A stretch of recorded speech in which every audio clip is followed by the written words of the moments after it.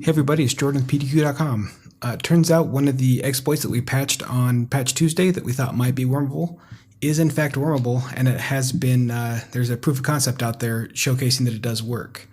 What it does is it uses the IIS protocol stack, the HTTP listener, specifically http.sys, and it allows an unauthenticated user to either send malicious code or a denial of service on the machine. Either one of those absolutely can bring it down. So it's wormable. It doesn't require any user interaction. It's outward facing because of IIS. It's a really bad exploit that you definitely want to get patched. On the bright side is it doesn't impact every single machine.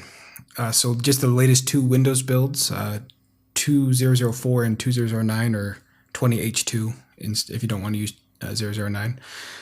And that is both for Windows and Windows Server of those versions. Those are the ones that are vulnerable to the exploit.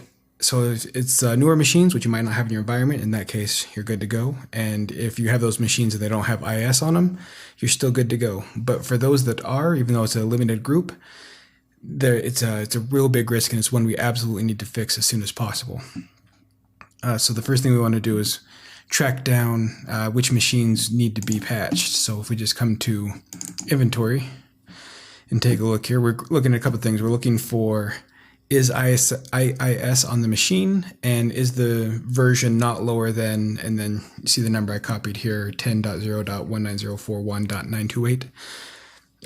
That is the OS version number for 2004, and so we'll get anything above that.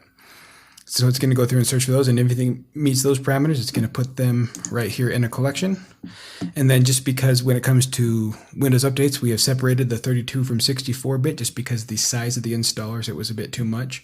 I went ahead and opened up the next ones below that where it was drilled down from parent here, and then just OS architecture is, and then 32 and 64.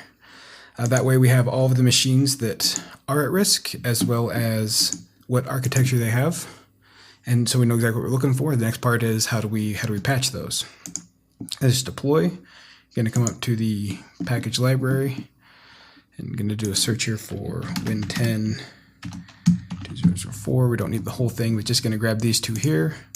You can see that this one's the 32-bit 64. Download those. Luckily, it's one package for both 2004 and 2009. Both of those are, they're not separated out into each of their own individual KBs when they install. So we don't have to download 4. We just need the 32 and 64, and we're good to go. When you're ready to deploy, we just come into the 32-bit, as that's the only one that I had that was currently at risk. You can hit deploy once and go to an inventory collection and point to the one we just made, 32-bit, and that will grab every machine that is at risk and get that patched for you. Once you do that, everything that it should be good. You're protected again. I know a lot of you have a testing window where you can't update right away. If you're still in that testing window, I would recommend in this case maybe still go a little bit early and then worry about the fallout later. If you're outside your testing group and you're already patched, fantastic. You're ready to go and you're safe. For PDQ.com, I'm Jordan.